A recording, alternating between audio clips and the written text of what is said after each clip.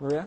Very well put. It's just that little bit that does not help at all because, as we know, the city of Houston was hit very hard by last week's storms, and the damage left behind is tragic and costly. Since last Sunday, more than 240 billion gallons of water have fallen across the area, and all that water has flooded nearly 2,000 homes. Think about that. And here to discuss the potential economic implication is meteorologist and business analyst Paul Walsh. And Paul, we know the emotional toll, but I could imagine in a city the size of Houston, the economic impact for something like this must be also very, very large.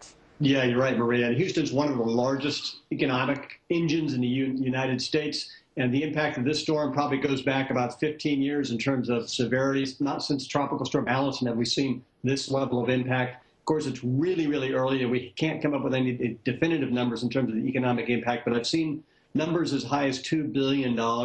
So then it's $2 billion that's related to economic impact, related to both the tragedy we've seen in terms of flooded homes and cars, but also people not being able to get to work and businesses shut down, hotels, restaurants, retail establishments. All of that adds up to a significant economic hit.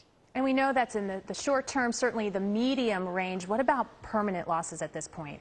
Yeah, so typically what happens with these kind of events, Maria, is that eventually money will start flowing in. Insurance money will start flowing in to help folks rebuild and recover, and money will come back in to help businesses recover. That actually leads to a bit of a stimulus. So typically what we see 6 months to a year down the road is a bit of an economic benefit. Where it hurts the most, though, is for small businesses, businesses that lose a couple of days of economic activity or dollars coming in. And for some of those, it could actually be disastrous.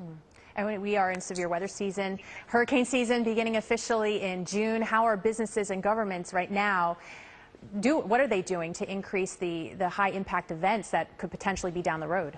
Well, that's a great question, and more businesses are using data and technology. They're using weather data, weather history. They're studying how historical weather has impacted either their business or their governmental organizations, and they're using that data along with forecasts to better prepare, to be more proactive, to be able to deal with these kind of events that are happening more and more frequently, are really more impactful than they've been in the past.